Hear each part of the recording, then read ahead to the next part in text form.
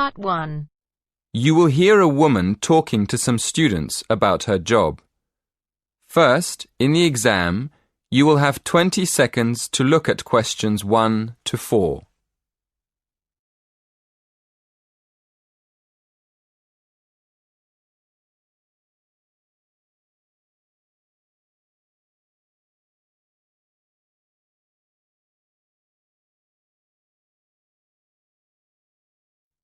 Listen carefully and answer questions 1 to 4. Hello everyone. Thank you for inviting me to give a talk in this series of employment lectures. I'm here this evening to tell you about my job. I'm going to tell you what I like about it, what I don't like about it, and what I hope to do in the future. OK, well, I'm a police officer.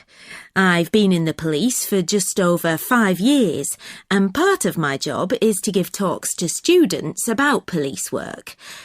People often ask why I joined the police, so maybe I'll start there. I've always been interested in law and order, so I went to study law at university. But when I got there, I realised that I was more interested in the practical side of law than the theory. So I applied to work with the police force in my spare time. Then, as soon as I graduated, I was accepted for training. Before you hear the rest of the conversation, you have some time to look at questions 5 to 10.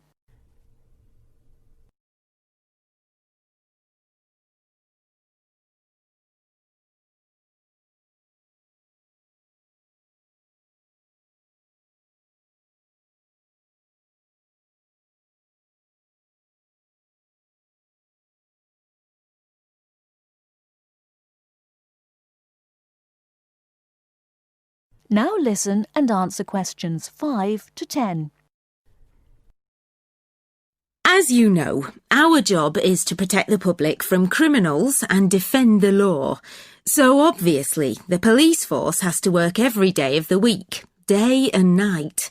This means we're often at work when everyone else is relaxing with friends and family, and we can't always be around for special occasions like birthdays and New Year's Eve. On top of that, we have a lot of extra work at weekends, especially when there's a football match and the fans are out celebrating. So, our working hours are one disadvantage of police work. A lot of the time we have to work with the public to avoid problems, and we get special training for that. But we can't always prevent trouble. So, another disadvantage of the job is the danger. I mean, we know that some of the people we have to arrest will attack us. Now for the advantages. Well, one of the advantages is that police work is well paid.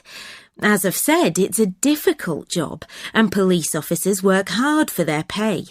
But there are many more advantages. For example, sometimes the work's fun, especially when we have to protect famous people from their own fans. I've met quite a lot of celebrities in my job, and I must say I enjoy seeing them close up and finding out what they're really like as people. But for me, the biggest advantage is the job satisfaction. Speaking for myself, I would say I get the most job satisfaction when I help someone, or solve a problem in a community. And in the future, I'd like to train to be a detective. I think I'd be good at that. That is the end of Part 1. You now have half a minute to check your answers.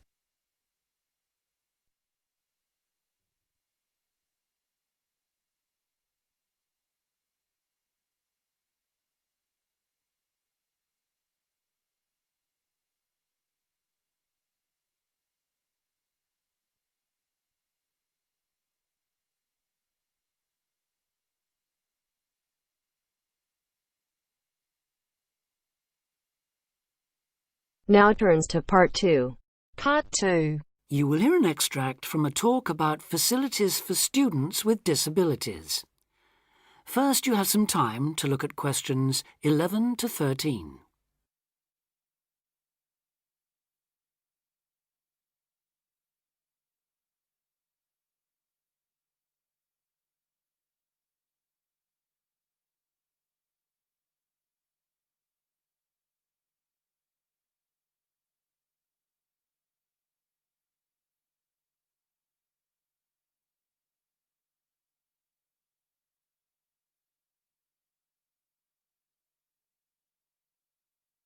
Now listen carefully and answer questions 11 to 13. Welcome to Student Times, the programme with all the latest on what's happening at universities around the country. Today we'll be discussing disabled applicants and the kind of support they can expect to find, or not find, at the university of their choice. With me to tell us more is Student Disability Advisor Sally Taylor. Good morning, Sally. Good morning, Hugh. I'd like to start by pointing out that although 1 in 4 people has some kind of disability, the proportion among students is much lower. This is partly because most students are under 25 and many people only develop their disabilities as they get older, but it's also because some universities don't do much to encourage access.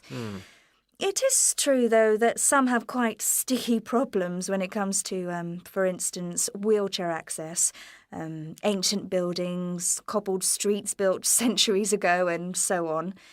When faced with such a situation, some universities make an extra special effort to provide for students with particular disabilities, while others have specialist accommodation.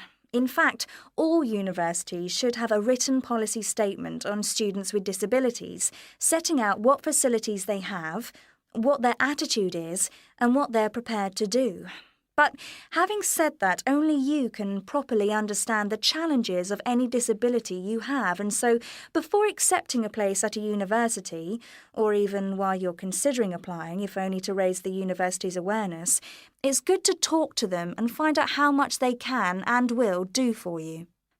The problem is who to talk to.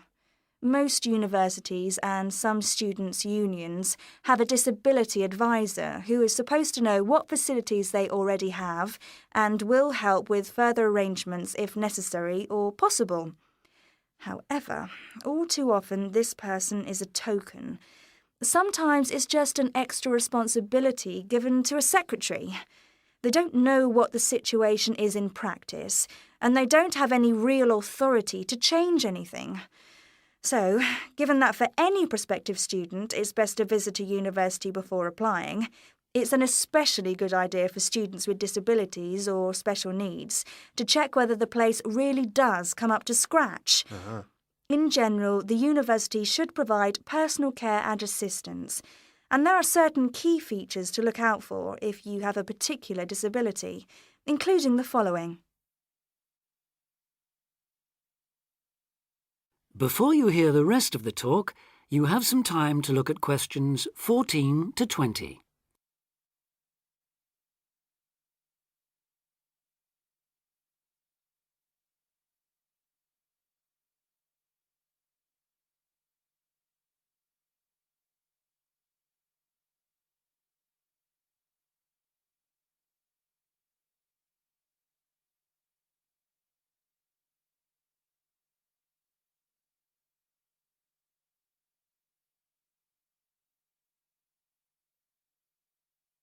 Now listen and answer questions 14 to 20. Firstly, if your mobility is impaired, check there are ramps and easy access to all buildings, not just accommodation or teaching rooms. Then, when you're inside, look for clear instructions on fire and emergency procedures for the disabled. Also, make sure there are lifts that work, not the usual ones that seem to be out of order half the time. And check for suitable lavatory facilities.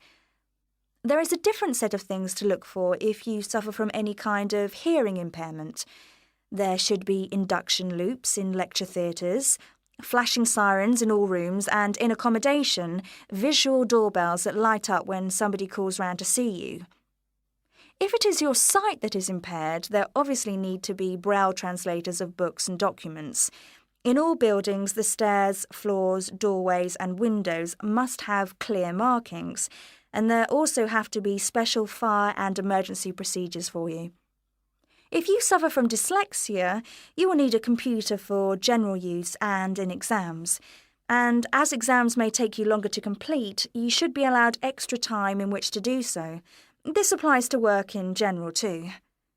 There are, of course, many other possible health difficulties that you may suffer from, such as diabetes, epilepsy, or heart conditions. If this is the case, check the availability of access to appropriate treatment, including medication and/or therapy. Finally, make sure that in the event of an emergency, it is clear what you and other people who may be involved have to do. That is the end of part 2. You now have half a minute to check your answers.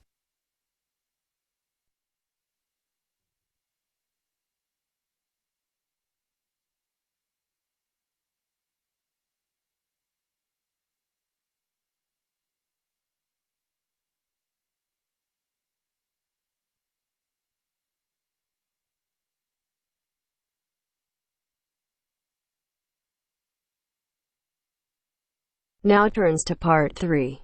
Part 3. You will hear a conversation between a tutor and two students, Amanda and Jake. First, you have some time to look at questions 21 to 25.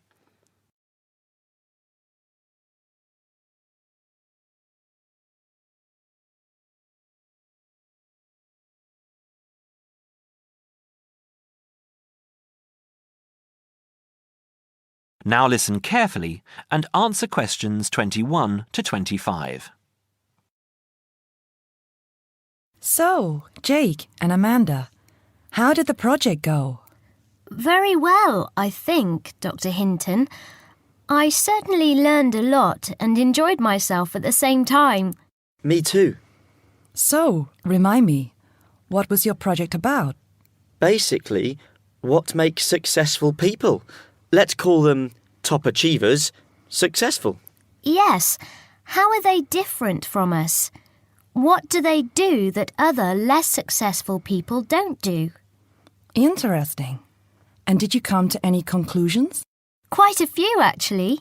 Good. Share some with me then. Well, I'd always thought that a top achiever would be the sort of person who would bring work home every night and slave over it. But it appears not. Those types tend to peak early and then go into decline. They become addicted to work itself, with much less concern for results. We found that high achievers were certainly ready to work hard, but within strict limits. They knew how to relax, could leave their work at the office, prized close friends and family life, and spent a healthy amount of time with their children and friends. There's a lesson for us all there. Anyway, go on. It's also very important to choose a career which you enjoy, not just one that pays well or which assures you of a pension many years down the line. Surely that's important though, Amanda. Yes, I agree, but being happy in your work is far more important than anything else.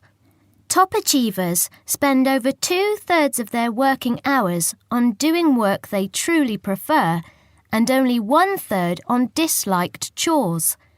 They want internal satisfaction, not just external rewards such as pay rises and promotions.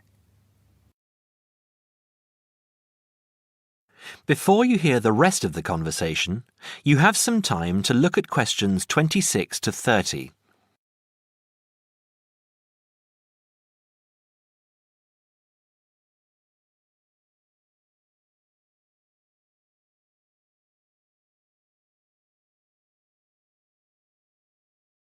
Now, listen and answer questions 26 to 30.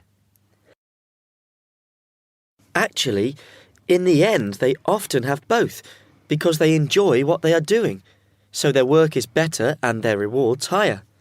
Yes, Jake, that certainly makes sense. Now, can I ask you something? Do high achievers, as you call them, take many risks? Yes and no. I interviewed one business executive who told me he was able to take risks because he carefully considered how he could salvage a situation if it all went wrong.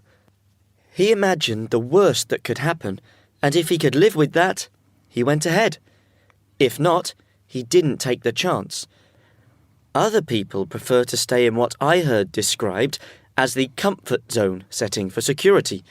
even if it means settling for mediocrity and boredom too. Would you call top achievers perfectionists? Contrary to what I expected, no, I wouldn't.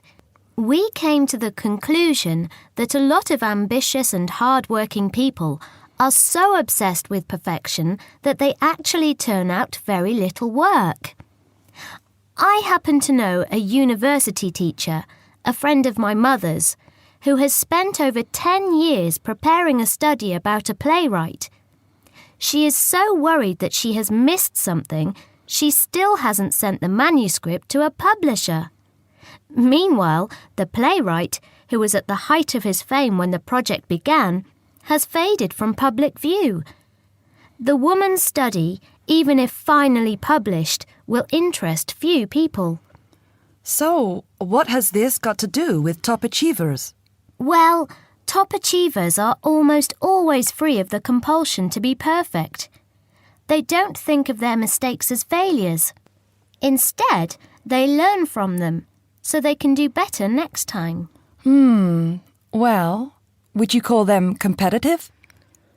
High performers focus more on bettering their own previous efforts than on beating competitors. In fact, we, came to the conclusion that worrying too much about competitors' abilities and possible superiority can be self-defeating. Yes, and we found that top achievers tend to be team players rather than loners. They recognise that groups can solve certain complicated problems better than individuals and are eager to let other people do part of the work. Yes, loners, who are often over-concerned about rivals, can't delegate important work or decision-making. Their performance is limited because they must do everything themselves. Well, it looks as if you two have done a thorough job and learned something into the bargain too. Now, there are just a couple of points I'd like to clarify with you. That is the end of part 3. You now have half a minute to check your answers.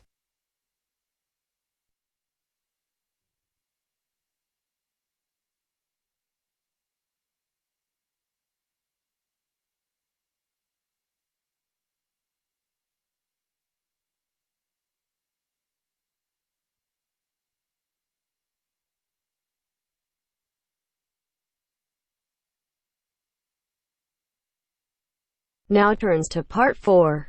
Part 4. You will hear part of a lecture about fireworks. First, you have some time to read questions 31 to 40.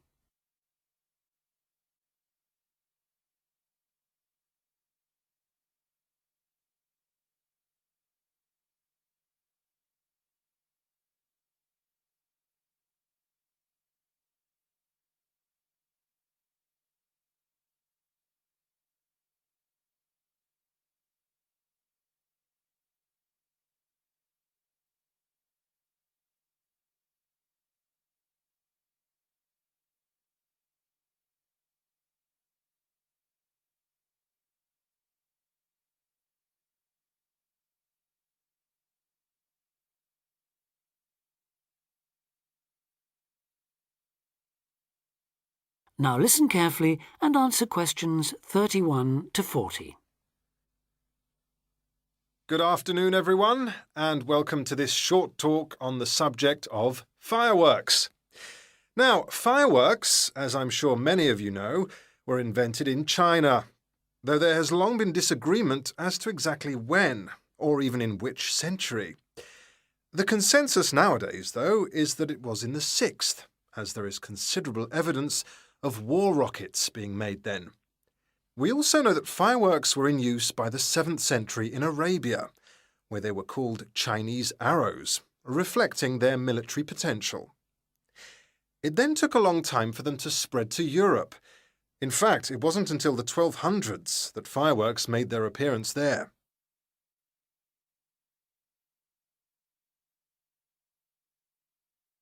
The basic ingredients of fireworks have changed little to this day. Their explosive capacity comes mainly from black powder, also known as gunpowder, which is produced from a mixture of charcoal, sulfur, and potassium nitrate.